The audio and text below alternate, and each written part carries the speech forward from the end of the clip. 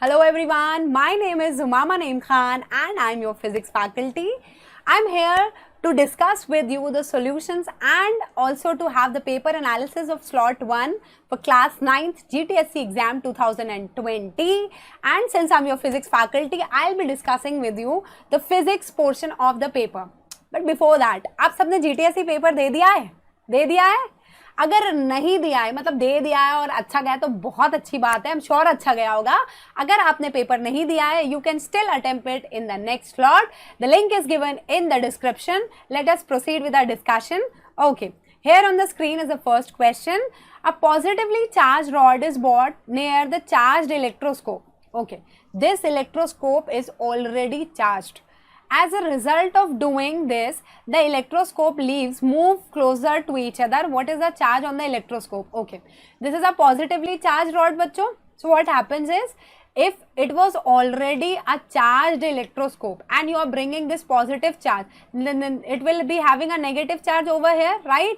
And if these two plates, if these two leaves are coming close to each other, what does this means? They are losing charge, and if they are losing charge, the charge is here and that charge is negative charge. The leaves are going to come close to each other when it is going to lose charge. कैसा charge lose कर सकते हो आप? Negative. So it is negative. Okay. Proceeding to the next question. Garima poured water in two beakers, 1 and 2 as shown in the figure. Okay, which of the following observation is correct? If you can see the height, if I am putting it as h1 and this is at h2, can you see that h1 is equal to h2, bachcho? Height 1 is equal to height 2? Okay, my first observation is this. Second thing, the pressure is independent of the shape of the container if the height of the liquid in both the container is same. Okay, now let us see the options that are being given to us. The pressure on the bottom of the beaker 1 is greater than the pressure in the bottom of the beaker 2. No, the pressure is going to be equal. It is irrespective of the shape I have told you, and heights are already equal. So this is incorrect. The pressure on the bottom of beaker 1 will be smaller. Again incorrect. The pressure depends on the shape of the container. Bilkul galat. The pressure of the bottom of both the beaker 1 and 2 is same. Yes. It is independent of the shape when the height of the liquid in both the container is same. It is dependent upon height, and height is same, so pressure will be same. So answer is D. Okay, next question. Which of the following sound waves shown is in the figure below is a high pitched yet soft? Okay, so let us focus on these two words. High pitched means what? Having higher frequency. And what is high frequency or what is frequency? Frequency is a number of cycles in 1 second. Okay. So whichsoever graph is having more number of cycle is a high pitched graph, because it will be having high frequency. Let us see, like 1, 2 and 2.5 cycles. Here it is only 1 cycle. Here it is again 2.5. Here it is 1. So these two graphs are already incorrect because their pitch is not high. Now, what is softness, bachcho? Softness means whose amplitude is less. Whose amplitude is less. So, if amplitude is less, then the sound is going to be soft. Can you see in the first graph the amplitude is very high, but in the second, the C option, the amplitude is low, quite low. It is like, मतलब mean वाली position से सिर्फ एक square ऊपर जा रहा है और एक square नीचे आ रहा है. इसमें क्या देख रहे हैं हम? 1, 2, 3, 4. काफी high है इसका amplitude. So answer is option number C. Okay. Proceeding to the next question, there are 4 circuit arrangements. The compass needle will show deflection in circuit. Deflection of compass needle कब होता है? Deflection when it detects a magnet. ठीक है? तो ma'am क्या current flow करेंगे तो magnet? Yes बेटा, whenever current flows in a circuit, the conducting wire behaves like a magnet. So there will be deflection when it is going to sense a magnet around it. और magnet कैसे बनेगा? जब current flow होगा. When current flows through the conductor, it starts behaving like a magnet. And once it starts behaving like a magnet, there will be deflection because deflection कब होगा? जब उसके आसपास कोई magnet होगी. तो basically हमें देखना क्या है, किस सर्किट में करंट फ्लो हो रहा है, तभी डिफ्लेक्शन होगा। Okay, first option is a sugar solution, मतलब यहाँ तो हो ही नहीं सकता, करंट नहीं होता। Salt solution absolutely correct. Okay, kerosene again no current flows through it.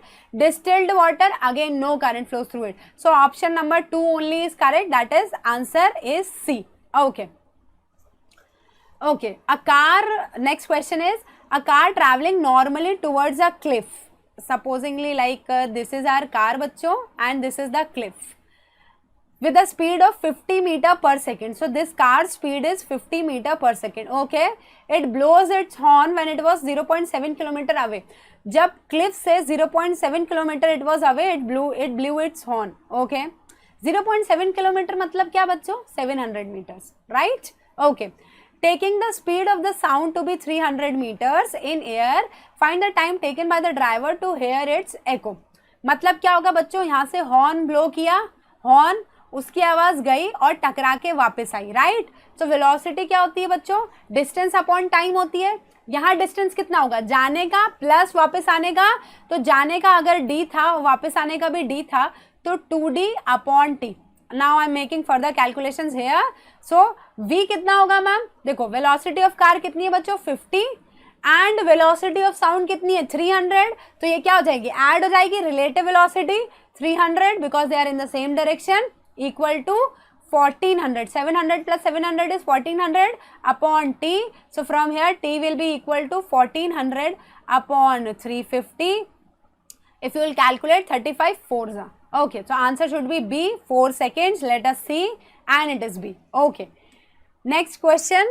When a coach with steel wheels, okay, let me change the pen color. Okay, when the coach with steel wheels is pushed to roll on a steel rails, there is a coach with whose wheels are of steel and it is also moving on the rails which are made up of steel. Okay, it will travel much more distance than the similar coach. कौन सा, with the rubber tires when pushed with the same force on the road. Okay, so basically in this question they are saying that the steel coach which is moving on the steel rails, it is going to move through a larger distance as compared to the coach which is made up of rubber and it is moving on the road. What can be the possible reason from it?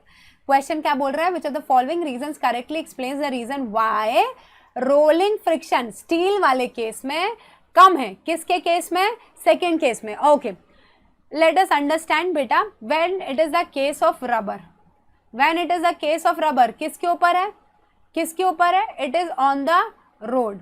Okay, so what happens, there are deformities in the rubber, there are deformities in the rubber.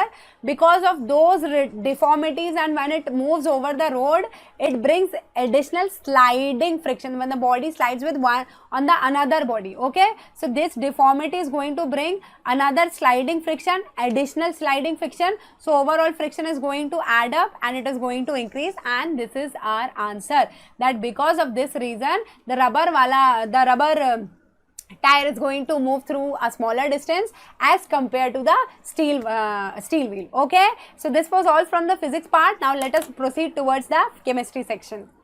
Hello and welcome students. So अभी आप लोगों का जीटीएससी slot 1 का paper होके चुका है and I am sure आप सबका बहुत ही अमेजिंग पेपर रहा होगा. सो मैं chemistry teacher here eight GoPrep and my name is Akanksha Khandelwal is bringing this solutions जो आपके केमिस्ट्री के स्लॉट 1 के क्लास 9th के हैं. सो केमिस्ट्री के क्वेश्चंस काफी सिंपल है, आई एम श्योर आप सबने बिल्कुल सही से किए होंगे. So let's quickly discuss their solution. So the very first question that you had was this one, which of the following options describe a simple chemical test for chloride ions in a solution. मतलब chloride ions अगर है तो हमें कैसे पता चलेगा कि वो है किसी सॉल्यूशन में. तो बच्चा इस क्वेश्चन में अगर आप ध्यान से नोटिस करोगे तो यहाँ पे ऑलरेडी हम अगर हाइड्रोक्लोरिक एसिड लेंगे एज पर ऑप्शन ए, तो वहां पे तो क्लोराइड आयंस ऑलरेडी जनरेट हो रहे हैं. So this won't work. Similarly यहाँ पर आप क्या कर रहे हो, बेसिकली एसिड को बेस से रिएक्ट कर रहे हो. Again this won't work. Similarly NaOH और रेड लिटमस, ये तो सिर्फ लिटमस टेस्ट जो यहाँ पे क्लोराइड आयंस की बात ही नहीं हो रही है. So the correct answer for this was option b, जिसके अंदर when you add your chloride ions, ठीक है, and you have got AgNO3 silver nitrate, तो आपके पास AgCl बन जाता है which is of white colour. So आपको इमीडिएटली पता चल जाता है क्या कि हमारे पास क्लोराइड आयंस है सोल्यूशन में.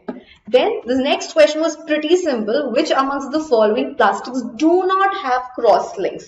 आप सबको I'm sure याद है कि cross links वाली पूरी कहानी आपके thermosetting polymers में आती है, right?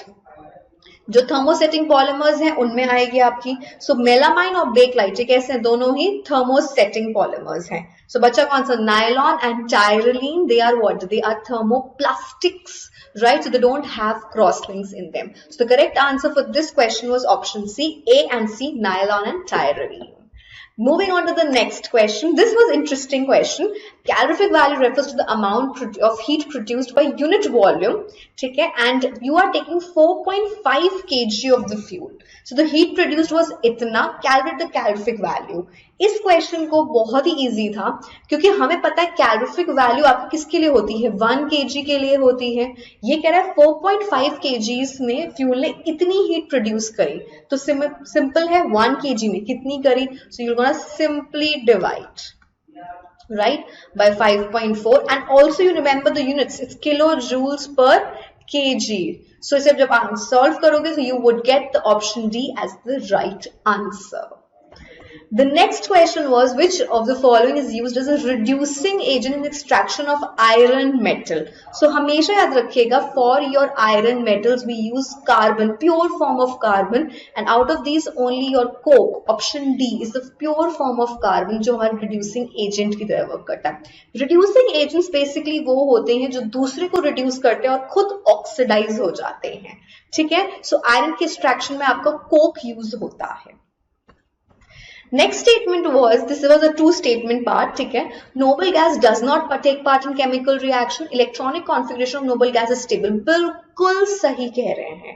ठीक है? दोनों ही statements बिल्कुल सही. Option A is the right answer because noble का मतलब ही chemistry में होता है which do not take part in chemical reaction. Noble gases कौन सी है? Helium, neon, argon. क्यों? ये stable बहुत ज्यादा होती हैं.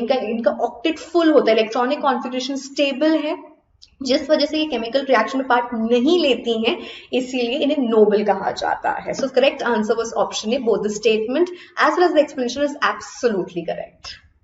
The next question that you had was the most appropriate products that would be form. बहुत ही सिंपल है हमारे पास. हमने SO2 को रिएक्ट किया with water, so you would get easily H2SO3 sulphurous acid. And इसी में अगर मैं ऑक्सीजन के साथ रिएक्शन करा देती हूँ further on, I would get my sulphuric acid. Sir the correct answer for this was option B. Sequence का ख्याल रखना है. ठीक है? So it's very very simple question. Now the last question in your chemistry section was this: when corrosion of copper occurs, a blank colored layer appears on the surface of the metal due to the formation of, तो greenish bluish color की layer बनती है due to the basic copper carbonate. Basically आपका copper hydroxide dot copper carbonate बन जाता है. ठीक है? जिसकी वजह से दिस ब्लूइश ग्रीनिश कलर की एक लेयर बन जाती है. So for this the correct answer was option A. This is a part of corrosion that is happening, right? So I am sure सब लोगों को बहुत ही सिंपल लगा होगा ये स्लॉट 1 का पेपर GTSC का. जिन लोगों ने अभी तक अपीयर नहीं किया है गाइस, जल्दी से दे दो इस पेपर को. ठीक है? GTSC स्लॉट 2 हो रहा है आपका, जल्दी से दे दीजिए. The link has been provided in description box. And now we'll be moving towards the next section that you have of the paper. Thank you so much. Hi everyone, how are you all? I hope आपका GTSC बहुत अच्छा हुआ होगा. So let us start discussing the biology question. So the first question in the biology part was, we should eat iodized salt because iodine is necessary for the synthesis of one of the following hormones. This hormone is iodized salt means the salt which contains iodine. So iodine कौन से hormone के लिए necessary है? Iodine is responsible for the secretion of thyroxine hormone which was secreted by the thyroid gland. And the deficiency of this particular hormone leads to goiter. That is swelling in the neck. So इसीलिए हमें iodized salt खाना चाहिए. Next question is, which of this hormone is secreted by the endocrine gland located on the top of the kidneys? So if I talk about the gland which is located on the top of the kidney is, suppose this is the kidney, there is a gland which is located on the top of it. This gland is known as adrenal gland. Why adrenal? Ad means top and renal means kidney. So hence the gland which is located on the top of the kidney will be adrenal. और ये कौन सा hormone secrete करता होगा? Easy, adrenaline hormone. This is the hormone which helps us to deal with the situation. Hence it is also called as emergency hormone. So the correct answer is option A. Next question, which structure helps to penetrate sperm in the ova? ठीक है, जो ओवा की wall है उसको penetrate करके sperm किसकी वजह से अंदर जा पाता है? So if you talk about for the process of fertilization the sperm nucleus has to reach to the nuclei of the ova. For this purpose it is necessary that the sperm should penetrate the wall of the ova. तो कौन सा structure? You can say this cap like structure. This cap like structure is known as acrosome, which secretes an enzyme called as hyaluronidase, and this particular enzyme it helps in penetrating the wall of the ova. So the correct answer is B. Next question, the cell membrane can be best described as you all know, the cell membrane is semi-permeable in nature and selective permeable. What do you mean by selective permeable?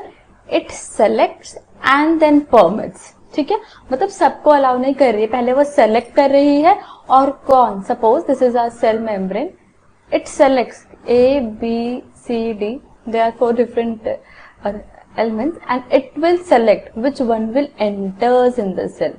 ठीक है, तो ऐसा कौन करता है? हमारा watchman. सबको तो अंदर आने नहीं देता. ठीक है, in the same way the cell membrane doesn't allow everything to pass through the cell. So the correct answer is best described as the doorman of the cell. Next question is, the element necessary for the metamorphosis of tadpole is the same element. Okay, so there is an element which is required for the metamorphosis of tadpoles into frog. अगर वो element water में available नहीं है तो ये टेडपॉल कभी भी frog में कन्वर्ट नहीं हो पाएगा. ठीक है, metamorphosis is what? It is profound change we found in one organism. ठीक है, सो टेडपॉल को फ्रॉग में कन्वर्ट करने के लिए क्या चाहिए होता है? आयोडीन चाहिए होता है. एंड अभी हमने देखा कि iodine is the element which is also required for the synthesis of thyroxine production. So the correct answer is the same element which is necessary for thyroxine production. Next question, smaller cells are more efficient, this is the assertion, and the reason is they can absorb substance better due to the surface area. So if we have to find the efficiency of the cell, हम उसका surface area by volume का ratio निकालते हैं. ठीक है, जितना ज्यादा ratio रहेगा उतना ही ज्यादा वो efficient रहेगा. Right, so let us consider, हम क्यूब के फॉर्म में कंसीडर करने की कोशिश करते हैं. दिस इज अ सेल और इसका साइज है 1 and this is the another जिसका 2 है. सो इसका सरफेस एरिया क्या होगा? This is A cell, this is B cell. So the surface area of A cell will be 6 and the volume will be 1. For B cell the surface area will B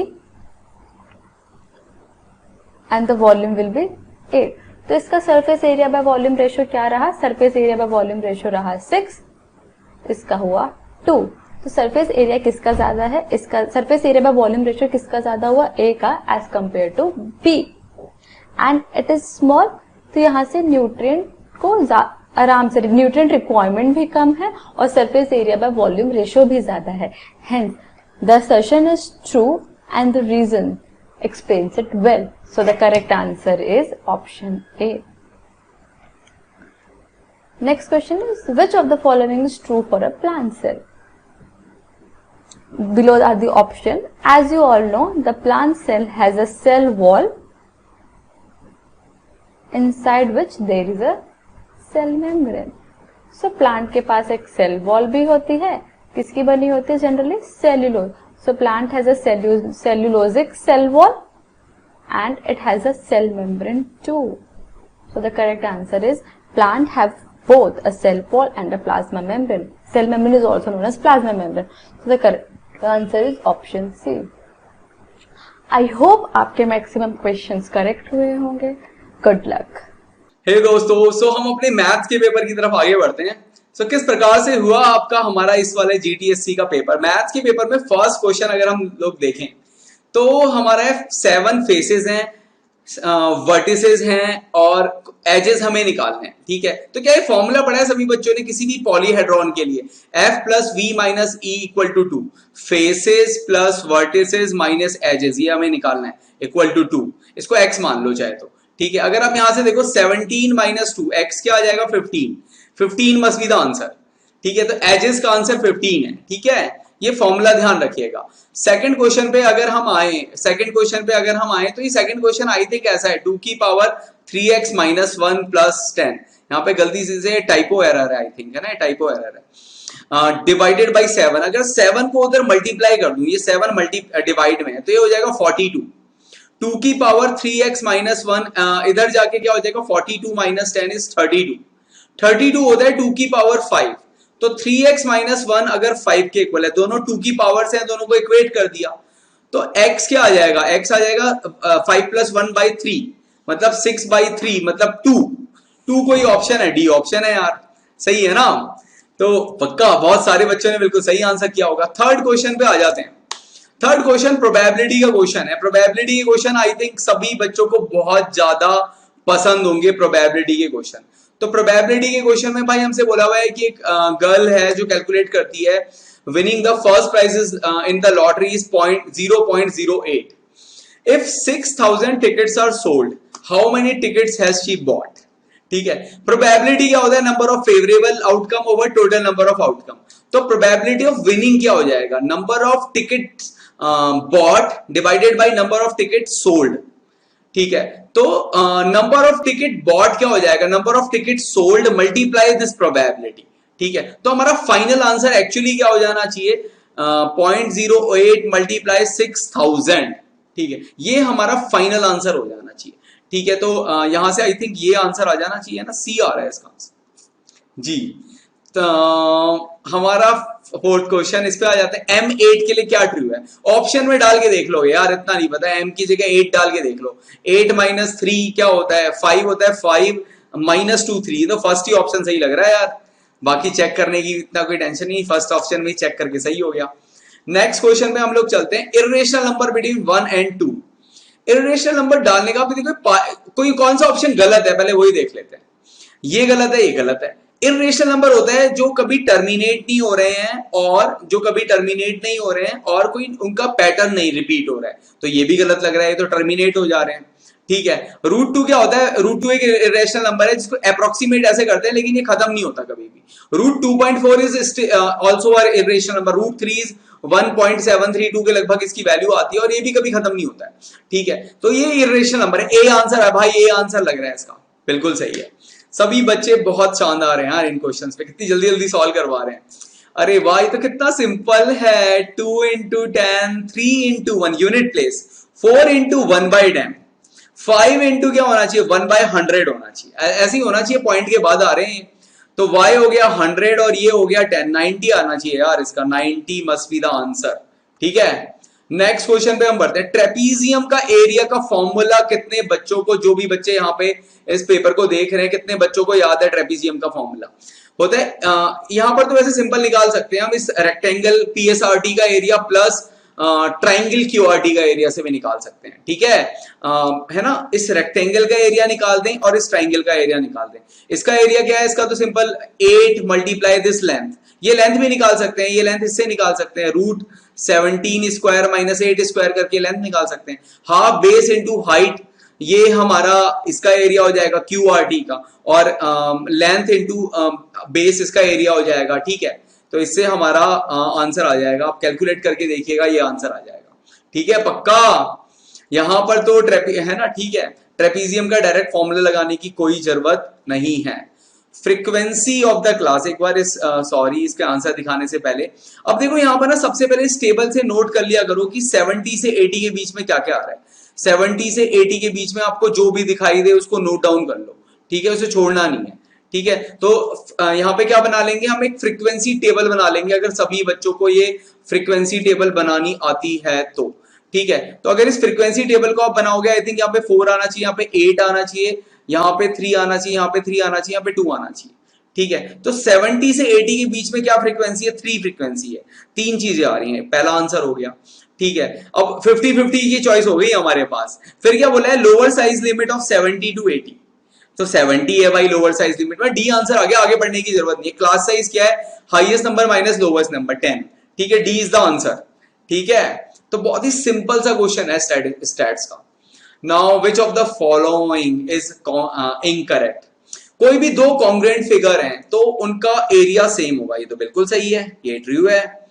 अगर कोई planar reason है और non overlapping है तो planar region form by figures P and Q, then the area of T is equal to area of P plus area of Q, ठीक है। बहुत बड़ी अंग्रेजी लिखी है, इसे थोड़ा आराम से पढ़ लेते हैं। एक प्लेनर रीजन है वो फॉर्म कर रहा है by a figure T made up of 2 non overlapping planar regions, है ना। अच्छा, जो फिगर T है वो 2 नॉन ओवरलैपिंग, मतलब मान लिया ये T फिगर है और ये 2 फिगर से बन रहा है, एक P से एक Q से, क्या दोनों का एरिया को हम T के एरिया के इक्वल बोल सकते हैं, बोल सकते हैं। दो फिगर जिनके इक्वल एरिया है मस्ट बी कॉन्ग्रुएंट, नहीं ऐसा नहीं है यार, एक ट्राइंगल और एक स्क्वायर का भी एरिया सेम हो सकता है, बट वो यही रॉन्ग है भाई, सी आंसर है इसका, सही बात है। नेक्स्ट क्वेश्चन, कितने बच्चों ने भाई ये वाला क्वेश्चन सॉल्व कर लिया, एक बार जल्दी से बताएंगे कितने बच्चों से ये वाला क्वेश्चन सॉल्व हो गया है, ठीक है। तो ये क्वेश्चन यार सिंपल है, y में यहाँ पे एक क्वाड्रेटिक बन जाएगी, ठीक है, और उस क्वाड्रेटिक की हम क्या निकाल लेंगे, वैल्यू निकाल लेंगे।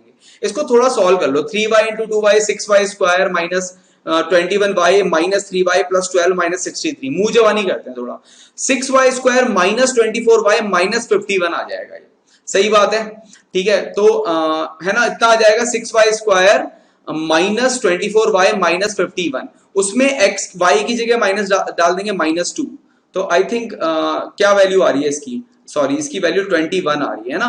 कैलकुलेट कर लेना, सिंपल कैलकुलेशन है, डायरेक्टली भी y की जगह -2 डाल देते तो वैल्यू आ जाती। इसको मुझे बताने की जरूरत नहीं है, तो बच्चे जो है पूरे परफेक्ट स्क्वायर है, पूरे परफेक्ट स्क्वायर, इस क्वेश्चन से परफेक्ट स्क्वायर आ गया, बच्चे पूरे परफेक्ट हैं।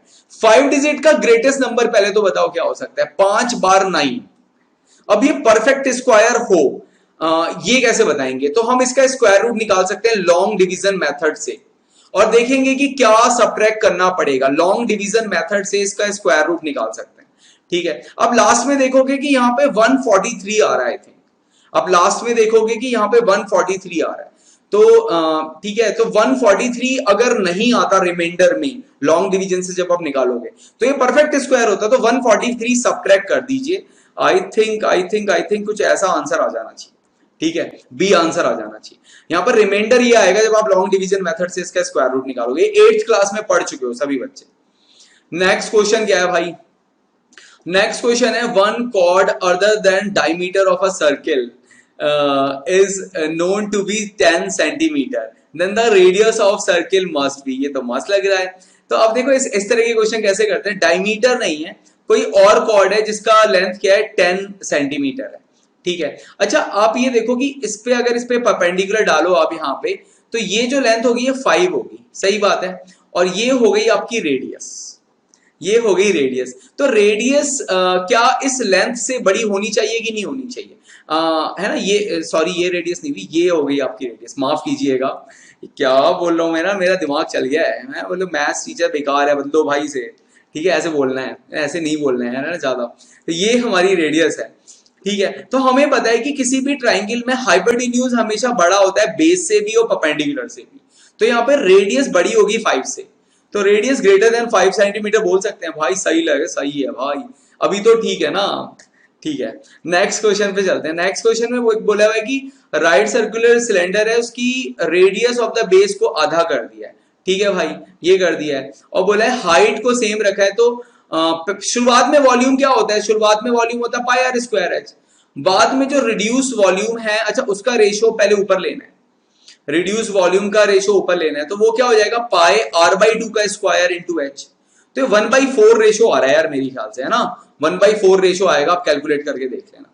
बहुत जल्दी जल्दी सॉल्व कर रहे हैं, बहुत जल्दी जल्दी, कोई है ना, अगर आप बता दो थोड़ा स्लो हो जाते हैं, ठीक है, तो आप बता भी नहीं सकते बिकॉज ये एक रिकॉर्डेड लेक्चर है।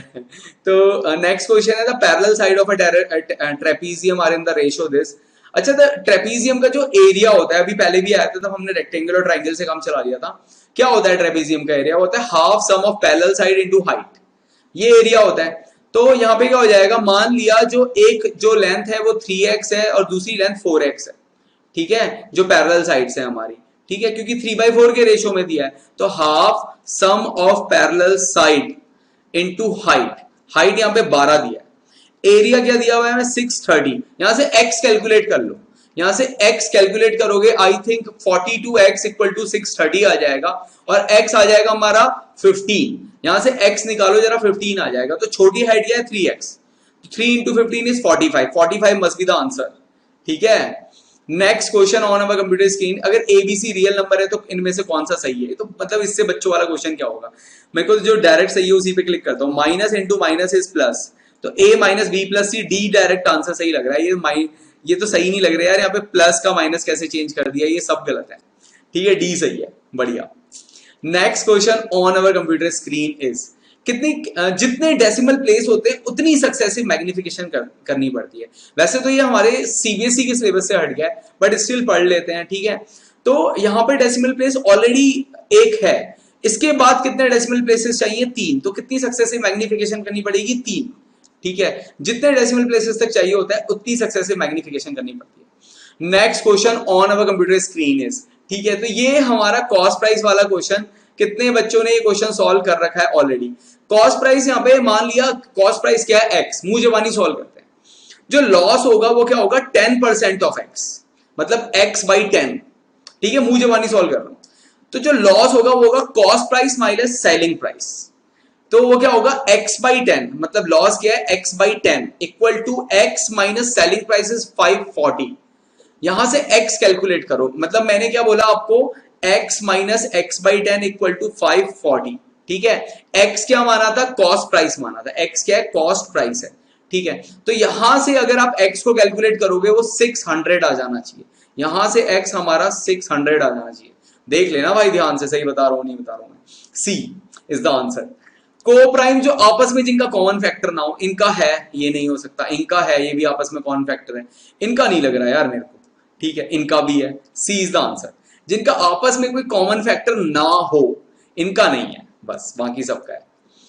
कितने सिंपल है यार। रेगुलर डेकागन का इंटीरियर एंगल कितना है, अच्छा इसके लिए फॉर्मूला भी होता है, रेगुलर डेकागन, इसके लिए फॉर्मूला होता है, क्या फॉर्मूला होता है भाई, फॉर्मूला होता है n-2 into 180 degree, sum of all interior angles, n-2 into 180 degree, ठीक है, n क्या है यहाँ पे 10, तो ये जाएगा 8 इंटू 180 डिग्री, तो ये हो जाएगा 10 एंगल्स का सम, और सभी के इक्वल सम्स है, ठीक है, तो 10x हमारा ये है, सिंपल x क्या हो जाएगा 18 इंटू 8, ठीक है, 18 इंटू 8, C आ जाना चाहिए आई थिंक आंसर, ठीक है जी। तो नेक्स्ट क्वेश्चन की तरफ हम आगे बढ़ते हैं। आप कहोगे मैं धीरे हो जाऊंगा, ठीक है, आप बोलोगे तो मैं धीरे हो जाऊंगा, ठीक है, कोई टेंशन वाली बात नहीं। अच्छा, पाइथागोरियन ट्रिपलेट के लिए हमारे पास एक फंडा होता है, 2n का स्क्वायर, है ना, ऐसे कुछ होता है, प्लस n स्क्वायर माइनस 1 का square is equal to n square plus 1 का स्क्वायर, यही होता है यार, कुछ और होता है ना, ये हमारा पाइथागोरियन ट्रिपलेट का n ग्रेटर देन 1 के लिए एक फॉर्मूला होता है।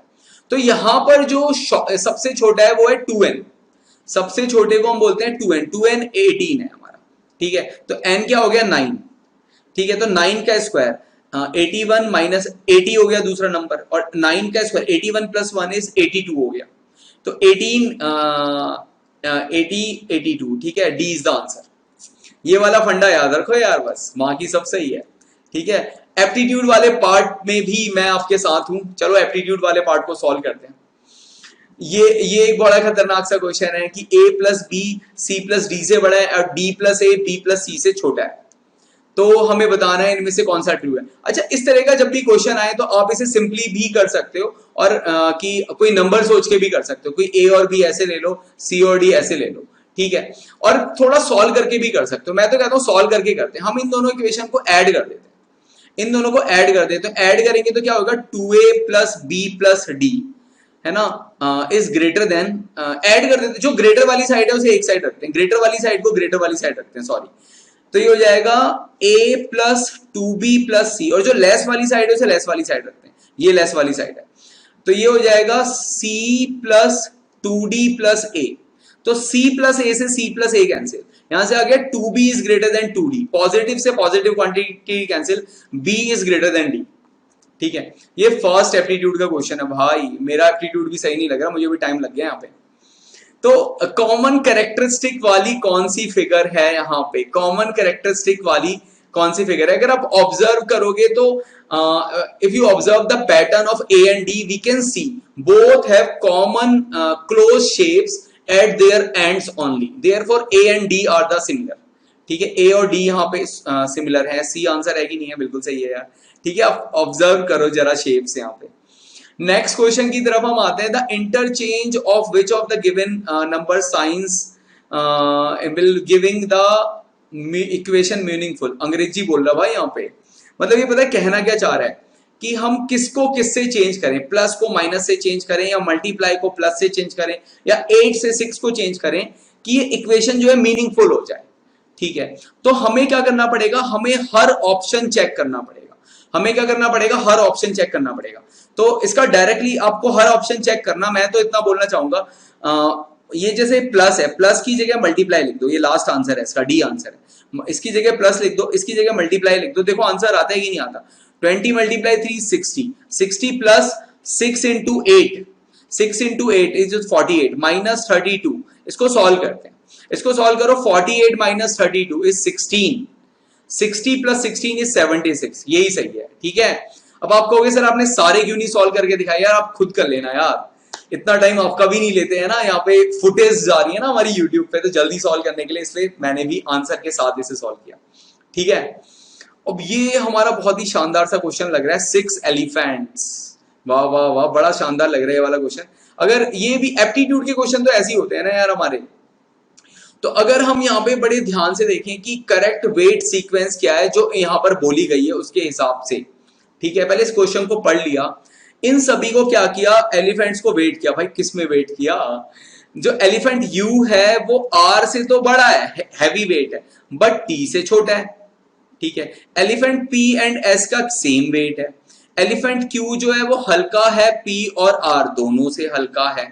ठीक है, ठीक है, और lighter than P and R, R नहीं, लाइटर देन पी दे रखा है, and R is heavier than S, और आर जो है वो एस से बड़ा है, वो एस से भारी है। अब इस सीक्वेंस को आप एक साथ कंबाइन करके लिख लो। एक साथ कंबाइन करके लिखोगे तो आपका कुछ ऐसे आ जाना चाहिए कि टी जो है वो सबसे बड़ा आ रहा है अभी, फिर U है, फिर R है, फिर S है, जैसे कि हमने शुरुआत में लिखा, S के बराबर P है, और P जो है वो Q से बड़ा है। अगर आप सबको देखोगे ऐसे ही आ जाएगा। तो इसमें हैवीएस्ट क्या आ रहा है? T आ रहा है, सबसे भारी T आ रहा है। ठीक है, B इज द आंसर। फिर नेक्स्ट क्वेश्चन आ गया हमारी कंप्यूटर स्क्रीन पे। इस तरह के क्वेश्चन मैंने आपको पहले भी सॉल्व कराए हैं, हमने बहुत सारे एप्टीट्यूड क्वेश्चन के क्लासेस ली हुई हैं। Each letter in the character CHA वो चिल्ड्रन को कॉरेस्पॉन्ड कर रहा है। ठीक है, वो स्पेसिफिक नंबर को कॉरेस्पॉन्ड करेगा।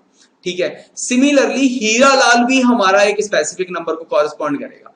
ठीक है, हीरा लाल भी हमारा एक स्पेसिफिक नंबर को कॉरेस्पॉन्ड करेगा। अगर हम इसके लेटर अगर हम देखें, C को हम 2 बोल दें, H को हम 4 बोल दें, इसी प्रकार से हीरा लाल के जरा नंबर्स देखते हैं तो वो क्या होने चाहिए? आई थिंक 4 8 6 है ना। अरे वाह, ये तो सही बन रहा है यार, है ना। बी आंसर आ जाना चाहिए, 4 8 6 1 5 1 5।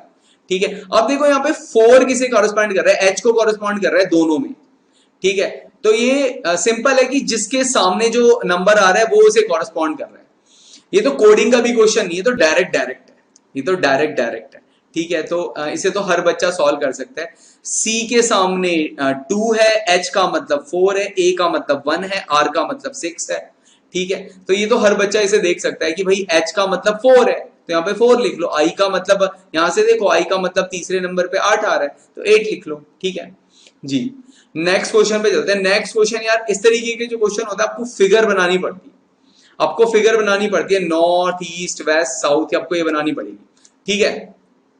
तो अगर आप इस फिगर को चलो थोड़ा बहुत देख लेते हैं, मतलब ये अगर हम इसे बोलें ईस्ट साइड है ये, ठीक है, इसको ईस्ट साइड बोल लें, इसको नॉर्थ साइड बोल लें, तो हमारा नॉर्थ ईस्ट कैसे हो जाएगा, this must be our north east, ठीक है। तो बोला कि हमारा बंदा जो है साउथ को फेस कर रहा है और वो राइट टर्न करता है और 20 मीटर चलता है, साउथ को फेस कर रहा है, राइट टर्न करता है और 20 मीटर चलता है।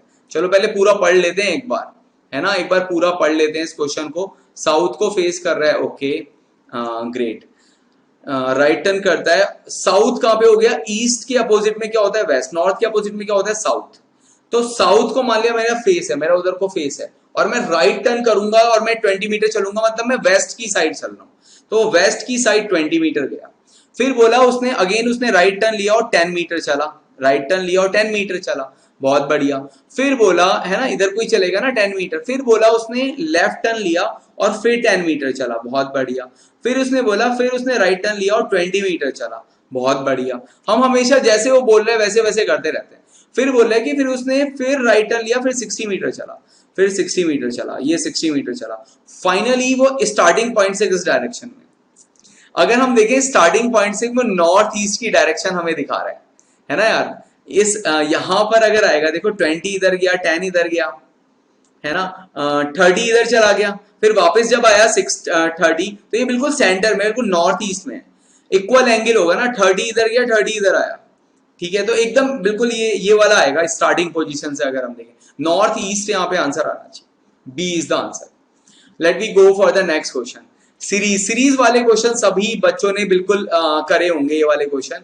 इसमें अगर आप इस सीरीज को देखो तो यहाँ पे y के बाद आ रहा है w, e के बाद आ रहा है f और b के बाद आ रहा है d, ठीक है। तो इजोटी अगर सभी बच्चों को याद है, अगर मैंने पढ़ाया था कभी, इसके कॉरस्पॉन्डिंग 5 नंबर होता है, 10, 15, 20, 25। y का नंबर क्या है 25, ठीक है। अगर हम देखें ये 25 है, और इजोटी अगर आप याद रखो, है ना, बहुत ही शानदार ट्रिक है ये, पांच के गैप में इजोटी, ठीक है, बहुत ही शानदार ट्रिक है, मेरे लेक्चर्स अगर किसी बच्चे ने देखे, ठीक है। अब WXY तो दो कम, ये 23 है, -2 हो रहा है यहाँ पे। E के बाद F आता है, मतलब +1 हो रहा है यहाँ पे। B के बाद D आ रहा है, +2 हो रहा है, मतलब -2 पहले में जो पैटर्न दिखाई दे रहा है, -2 +1 और +2 का पैटर्न दिखाई दे रहा है। क्या दूसरे में भी ये पैटर्न है, UVW, दूसरे में भी यही है, EFGH, अच्छा, F के बाद और D के बाद क्या रहा है, D, इसमें थोड़ा बदल गया, इसमें एक इंक्रीज करके आ रहा है, एक और इंक्रीज करके आ रहा है। दूसरे वाले में देखिए पहला पैटर्न तो सेम है, ठीक है, UVW पहला पैटर्न तो सेम है, 2 माइनस हुआ है, बट जो दूसरा पैटर्न है उसमें +2 हो रहा है, और तीसरे में DEFG, मतलब प्लस अगर हम देखें तो +3 हो रहा है, ठीक है। अच्छा, तो इस तरीके से पैटर्न चल रहा है। अगेन U के बाद आप ऐसे देखो, STU, ये तो -2 ही हो रहा है, HIJK, अरे वाह, यहाँ पे +3 +4, मतलब ये ऐसे बढ़ रहा है। अब SKI के बाद वो पहला तो -2 ही होना चाहिए, आई थिंक फिर +4 और +5 होना चाहिए, ठीक है, ठीक है, समझ में आ रहा है क्या सभी बच्चों को, है ना। फिर S में -2, अगर आप देखो ABCDEFG साइकिल MNP QRST, ठीक है, R आना चाहिए पहला नंबर, सॉरी QRST, QRS, -2 करेंगे तो Q आना चाहिए पहला नंबर Q आना चाहिए। फिर K के बाद EFGH, KIJKL, K के बाद क्या था, LMNO, ठीक है, OP, ठीक है। तो नंबर क्या आना चाहिए हमारा, O आना चाहिए, फिर नंबर हमारा, ठीक है, इसमें +4 करके आ रहा है। फिर I के बाद IJK, ठीक है, I में क्या होना चाहिए, 5 ऐड होना चाहिए, तो L आना चाहिए, यहाँ पे L आना चाहिए, ठीक है। तो क्या बनेगा, यही बनेगा हमारा QOL, this is the answer. बहुत टाइम लगा दिया भाई इसमें, ओके। मिसिंग टर्म वाला यार, ये बड़ा अच्छे शानदार पैटर्न्स होते हैं, अगर हम इसको बड़े ध्यान से देखें, ये बहुत ज्यादा शानदार पैटर्न होते हैं। इसको अगर हम ध्यान से देखें तो यहाँ पर क्या है, अगर हम देखें यहाँ पे कॉर्नर वाले नंबर है 7 और 4। अब देखो 7 - 4 का स्क्वायर +16 - 7 का स्क्वायर, क्या ये 19 है कि नहीं है, ठीक है, यहां पर देखो 7 माइनस 4 का स्क्वायर प्लस 16 माइनस 7 का स्क्वायर, ठीक है, तो ये क्या आ रहा है 9 स्क्वायर प्लस, ठीक है, 3 स्क्वायर, तो ये आ रहा है हमारा। सेम चीज यहां पर होने वाली है 60 माइनस 45 मतलब 15 का स्क्वायर, ठीक है, और 57 माइनस 50 प्लस 7 का स्क्वायर, ऑप्शन का है भाई इसके, ठीक है, तो 15 का स्क्वायर 225 प्लस 49 है ना, 4, ये आंसर आ जाने वाला है इसका जी। नेक्स्ट में देखें हम ये प्रॉपर सीक्वेंस वाला क्वेश्चन, इसमें ये आई थिंक बहुत सारे बच्चों ने सॉल्व कर लिया होगा। अगर आप इस सीक्वेंस के देखो तो मिसिंग लेटर आप देखो BAA, फिर क्या आना चाहिए BAA है ना, सेम BA, ठीक है, यही बन रहा है ना सीक्वेंस, बी बाबा, वी कैन से हमेशा 2 A आ रहे हैं और एक B आ रहा है ना। अगर आप इसे देखो बा वाला ही सीक्वेंस बन रहा है यहाँ पे, बा, ठीक है, बाब है ना। अगर हम इस सीक्वेंस को देखें तो क्या ये BA, ठीक है, ऐसा आंसर कौन सा आ रहा है हमारा, ए आंसर आ रहा है BA, ग्रेट।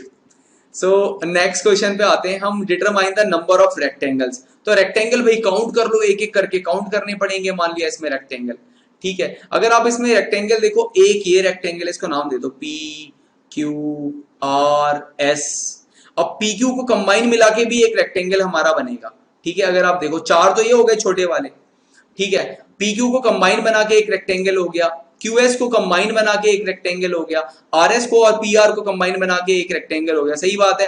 फिर एक कंप्लीट रेक्टेंगल भी हमारा हो गया, ठीक है, तो है ना, एक कंप्लीट रेक्टेंगल भी हो गया। तो कितने रेक्टेंगल हो गए, 9 रेक्टेंगल हो गए कुल मिला के जी, ठीक है। तो इस प्रकार से ये क्वेश्चंस थे हमारे एप्टीट्यूड के और मैथ्स के। आई होप कि आपको थोड़ा बहुत भी समझ में आया होगा। ये सारे मतलब IQ बेस्ड और इंस्टेंटेनियसली सोचने वाले क्वेश्चन थे, ठीक है। तो हमारे साथ जुड़े रहिए। Thank you so much for being with us. आप इस नंबर पे कांटेक्ट करके आपकी जो भी क्वेरी हो आप कांटेक्ट कर सकते हैं। Thank you so much for giving your wonderful time. Bye bye, will meet again very soon. Thank you.